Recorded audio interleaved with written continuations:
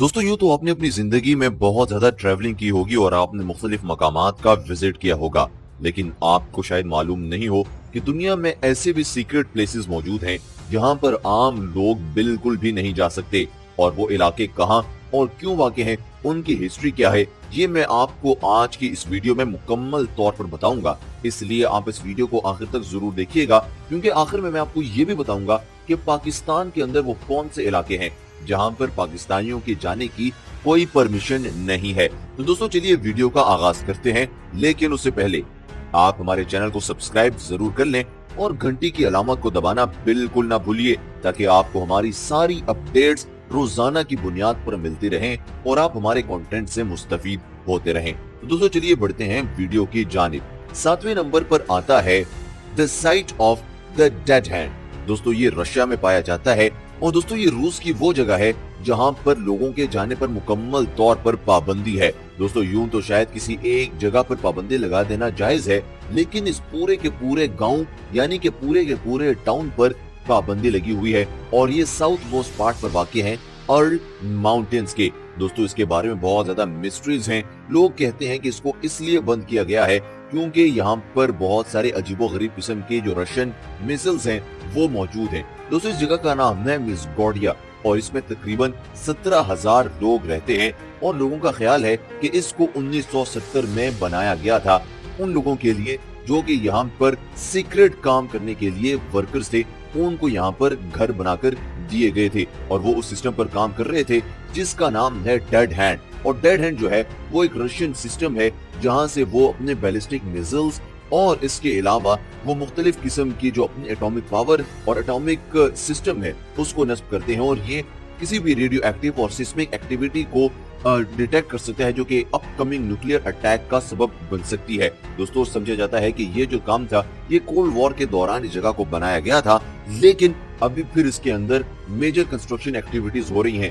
तो हम लोग ये तयन तो नहीं कर सकते कि यहाँ पर कोई बियर शॉप बन रही होगी। हम लोग जाहिर है यही समझ सकते हैं कि यहाँ पर कोई ऐसी अजीबोगरीब किस्म की चीज बन रही है जिसके बारे में लोगों को बिल्कुल भी नहीं बताया जा रहा। और दोस्तों अब इसके बाद बात करते हैं द स्नेक आइलैंड की, जो कि ब्राजील में वाक़ है। दोस्तों इस आइलैंड के नाम से ही आपको मालूम हो गया होगा कि इसको द स्नेक आइलैंड इसलिए कहा जाता है क्योंकि ये बहुत ज्यादा सांपों का घर समझा जाता है। यहाँ पर एक नहीं, दो नहीं, हजार नहीं, बल्कि लाखों की तादाद में स्नेक यानी कि सांप मौजूद हैं और जो शख्स यहाँ पर जाता है यहाँ के डेडलीस्ट सांप उसका हशर नशर कर देते हैं। और यही वजह है कि ब्राजीलियन गवर्नमेंट ने यहाँ पर तमाम फिर विजिटर्स के जाने पर पाबंदी लगा दी है और यहाँ पर कोई भी शख्स नहीं जा सकता। इसके साथ साथ ब्राजीलियन गवर्नमेंट ने अपनी नेवी को यहाँ पर तैनात किया हुआ है और उनकी रिस्पॉन्सिबिलिटी है कि वो इस चीज को मेक श्योर करें कि कोई शख्स यहाँ पर ना तो विजिट कर रहा है और ना ही यहाँ पर आकर कोई तहकीक कर रहा है। दोस्तों ये इतनी खतरनाक जगह है जहाँ पर कोई शख्स जाना पसंद ही नहीं करेगा, लेकिन उसके बावजूद अगर कोई यहाँ पर जाने की गलती करता है तो शायद वो यहाँ से जिंदा सलामत वापस ना लौट सके। दोस्तों इसके बाद बारी आती है नॉर्थ सेंटिनेंटल आइलैंड, जो कि बंगाल ईस्ट ऑफ इंडिया में मौजूद है। दोस्तों ये एक जजीरा है जहाँ पर आज भी बहुत सारे लोग उस किस्म के रह रहे हैं जो कि जंगली जिंदगी गुजार रहे हैं और इन्होंने बाहर से आने वाले लोगों का मुकम्मल तौर पर बॉयकॉट किया हुआ है और इनका ये मानना है कि कोई भी अगर यहाँ पर आने की अटेम्प्ट करेगा तो ये लोग उस पर हमला कर देंगे और इन्होंने अपने तीर कमान के अंदर महफूज करके रखे होते हैं और जब भी कोई यहाँ पर आने की अटेम्प्ट करता है तो ये अपने तीरों से उसके ऊपर बारिश कर देते हैं। ये वो लोग हैं जिन्होंने मॉडर्न सिविलाइजेशन को अपनाने से मुकम्मल तौर पर इनकार कर दिया है। दोस्तों यहाँ पर कुछ लोग जो पहले आए थे तो वापस नहीं आए और एक कश्ती में 2 मछेरे गलती से जब इस कोस्ट पर पहुंचे तो यही मछली उनके लिए कब्रिस्तान बन गई थी। दोस्तों जो सेंटिनलीज हैं इनकी हिस्ट्री के बारे में किसी को मालूम नहीं है कि इनकी क्या हिस्ट्री है, मगर सिर्फ इतना मालूम है कि कोई भी अगर भटके से इनके पास जाएगा तो ये उसको जिंदा नहीं छोड़ते, क्योंकि ये समझते हैं कि ये 50 से 400 जो यहाँ पर मौजूद लोग हैं सिर्फ यही यहाँ के हकदार हैं और इसके अलावा अगर कोई बाहर का शख्स यहाँ पर आएगा तो वो इनसे इनके कल्चर को छीन लेगा, जो कि इनके लिए बिल्कुल भी बर्दाश्त करने वाली बात नहीं है। तो मेरा आपसे मशवरा है कि अगर आप यहाँ पर जाने का कोई प्लान बना रहे हैं तो बिल्कुल अपने प्लान से पीछे हट जाइए।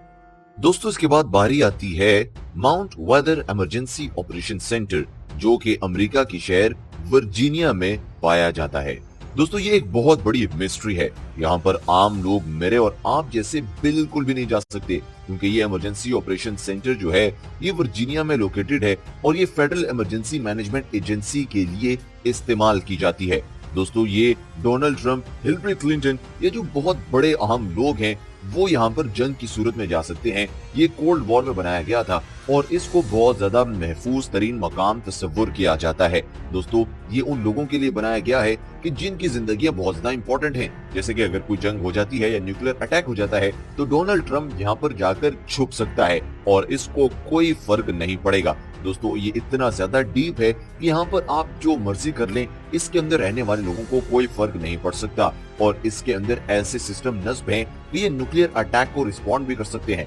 एक मर्तबा माउंट वेदर पर जहाज गिर गया था, लेकिन उसके बावजूद यहाँ पर कोई नुकसान नहीं हुआ था, क्योंकि ये बहुत ज्यादा डीप है। दोस्तों मजे की बात यह है कि यहाँ पर जो एम्प्लॉइज हैं उनकी फैमिलीज को भी यहाँ पर आने की बिल्कुल भी इजाजत नहीं है। तो यहाँ से आप अंदाजा लगा सकते हैं कि ये जगह कितनी खास है और कितना बड़ा सीक्रेट है, जो कि आम लोगों को बिल्कुल भी मालूम नहीं हो सकता। और दोस्तों अब इसके बाद बारी आती है RAF मैनविल हिल रैप। दोस्तों ये दुनिया का सबसे बड़ा इलेक्ट्रॉनिक कंट्रोल बेस है और दोस्तों यहाँ पर जो है वो लोगों के किसी भी एक्सेस को बिल्कुल जांचा जाता है। दोस्तों अगर आप मोबाइल फोन मैसेज में कोई ऐसा लफ्ज इस्तेमाल करते हैं जो कि इनकी नजर में ब्लैक लिस्टेड हो, तो यकीन मानिए कि इन्होंने आपका वो मैसेज पढ़ लिया है, क्योंकि ये एक बहुत बड़ा जो खुफिया एजेंसी है उनका एक नेटवर्क है जो कि बरतानवी हुकूमत चला रही है और बरतानवी रॉयल आर्मी और रॉयल एयरफोर्स जो है वो इसके मुंतजमीन है। दोस्तों यहाँ पर आम लोगों की तो दूर की बात, यहाँ पर जो है वो फैमिलीज और जो यहाँ पर लोग एम्प्लॉयज हैं उनको भी फ्रीली मूव करने की बिल्कुल भी इजाजत नहीं दी जाती और उनके लिए भी सर्टेन रेस्ट्रिक्टेड एरियाज बना दिए जाते हैं। दोस्तों ये इस नेटवर्क इतना स्ट्रॉन्ग है कि ये आपके बड़े बड़े लीडर्स की कॉन्वर्सेशंस भी पढ़ता है और अगर कहीं पर इनको लगता है कि इनको कार्रवाई की जरूरत है तो वहां पर ये अपनी कार्रवाई भी बिल्कुल कर गुजरते हैं। दोस्तों ये खुफिया एजेंसी का बहुत बड़ा नेटवर्क और बहुत बड़ा स्टेशन है जिसके बारे में बहुत सारे लोगों को मालूम तक नहीं है, लेकिन हमने आपको इस वीडियो में बता दिया है। और दोस्तों बात करते हैं कुछ ऐसे मकामात की जो कि पाकिस्तान में वाक़ हैं, लेकिन वहां पर पाकिस्तानियों के दाखिले पर पाबंदी है। तो दोस्तों आपको ये जानकर हैरत होगी कि वो कौन से मकामात हैं जहां पर पाकिस्तानियों की एंट्रेंस पर भी पाबंदी लगाई गई है। दोस्तों चलिए बढ़ते हैं उन मकामात की जानिब जहां पर पाकिस्तानी एंटर नहीं हो सकते। तो दोस्तों उन मकामात में सबसे पहला जो जगह है, जो रेस्टोरेंट है, वो इस्लामाबाद में पाया जाता है और उसका नाम है लम्माइसिन।